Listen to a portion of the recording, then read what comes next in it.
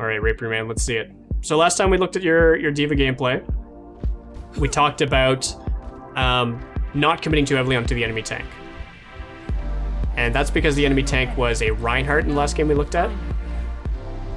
Doomfist you can commit defensively to. At the very least, you can like help your teammates survive punches and stuff like that with your Matrix. But for the most part, we're still going to be looking to be shutting down Sojourns and Junkrats. It's all about where we put our pressure. I prepped all night for this mission. Well, maybe I gained a little too.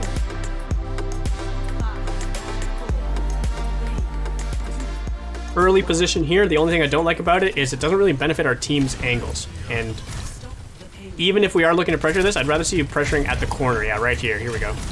Responding to the Doomfist. The thing about this corner is like as soon as they round this corner, that's when our team has LOS to them, and this is where they're most vulnerable to your close range. That's what we're trying to manipulate with corners and choke points and stuff like that. But we instantly use our Moira, so we're going to start backing up. Realistically, at this long range, other than right at the corner, it's hard for you to do anything, so now your best bet is probably just to wait till the next corner. Wait till them to get underneath you, wait till you can isolate their damage. Your Matrix does cover this entire lane, which is nice. Doomfist goes right through us thanks to a Suzu.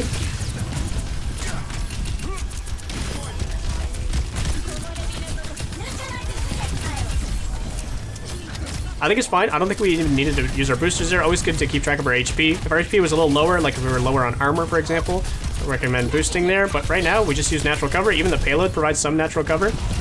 This is the opposite of what we saw before. We're committing, which I would say would be fine at full HP and full Matrix, but we were at low HP there. We do force them out, but an unlucky railgun shot there could take us out of mech right away. So we gotta be a little bit careful there. Flying away now, we lost some members. Again, hugging to the next corner. Typically, team fights happen at every corner, things like that, every choke point, every opportunity to leverage defender's advantage.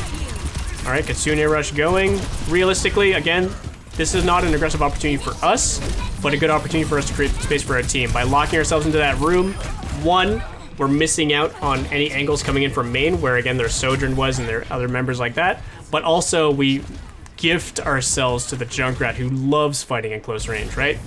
No need to force that movement when we could just, again, be contesting the payload, controlling the corner, leaving ourselves open to more opportunities. The only time I want to see boosting aggressive like that is either when we're benefiting a teammate who's going aggressive, like if our Junkrat was fighting in there, for example, or if our soldier or Kiriko were fighting in there and we're helping them, or if the Junkrat's like 1 HP and we know we can finish the kill.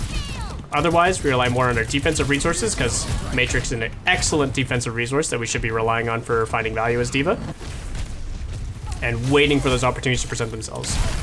Most of the time, neither of those cases. In this case, way too exposed, walking away from natural cover here.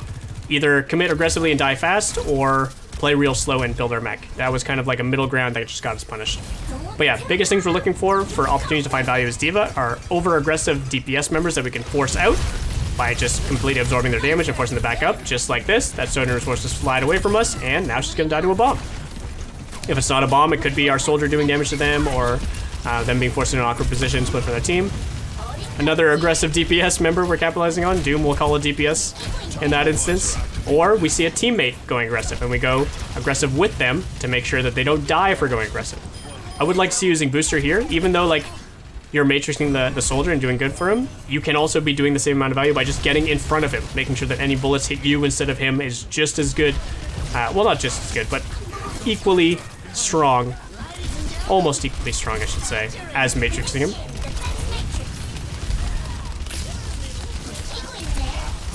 Seeing kills, yeah, we're able to force out this Winston. Without his bubble, he can't do much to threaten you there, so that's good. You actually do have a very good matchup against Winston to help bully him out of position. Or so does your soldier, apparently.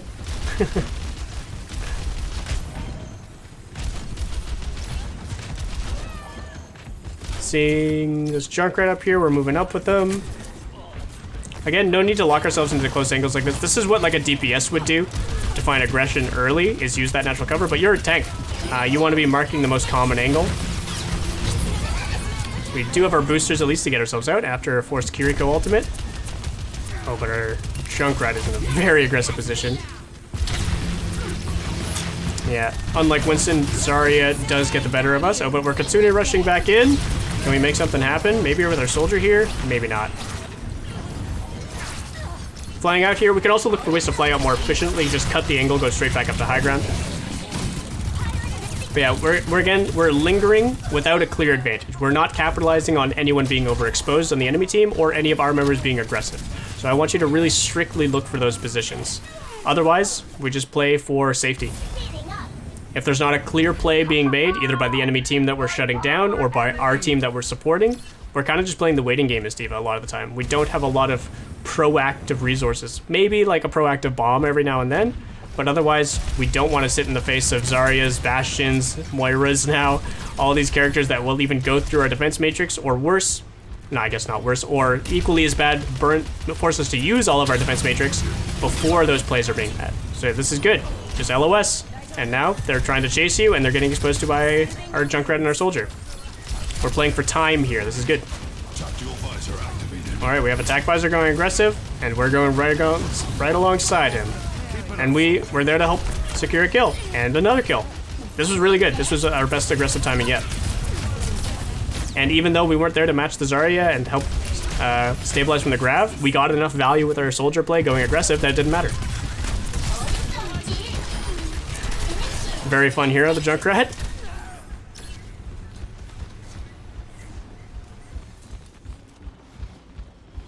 Our Matrix usage has looked good. It definitely helps having so much Matrix in Overwatch 2. Stuff like that we want to avoid.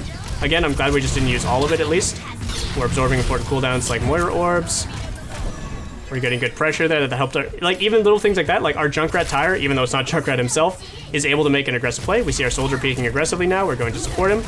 Bomb's a little early here, but it does find Sojourn, so we'll take it.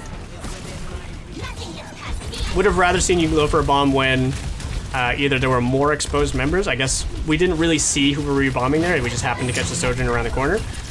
Or looking to catch people in more exposed space, like if they're further down this lane here and they've got less places to hide. But it looks like we're going to be spawn camping him here and they won't be able to touch. Yeah, that'll do it. Nice job. Good defense. I was really impressed here, Rippy Man. Actually, this is already showing good growth from our last session a couple days ago. So, recapping. The number one thing I want you focused on here is macro tempo. So, tempo is a complicated concept. This is a difficult thing to grasp completely, so we're going to focus on the largest building blocks of these fundamentals first. After you get the big things down, then we start narrowing down our focus on the smaller things. So, we'll get this round one out of our face. The number one big things that we're focusing on are DPS members on both sides. As DPS members, they're probably thinking about you as a tank, both in terms of forcing you out and getting around your cooldowns, and in terms of your team playing with your cooldowns. So conversely, you should be thinking about them when you are using your cooldowns.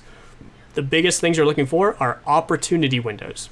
And this isn't just like small opportunity windows of doing any amount of damage, it's doing lethal amounts of damage. So anytime any character in the game, but mainly DPS characters, because they're typically the ones getting a lot of kills, anytime any DPS character on either side has an opportunity to get a kill, that's where you come in as D.Va.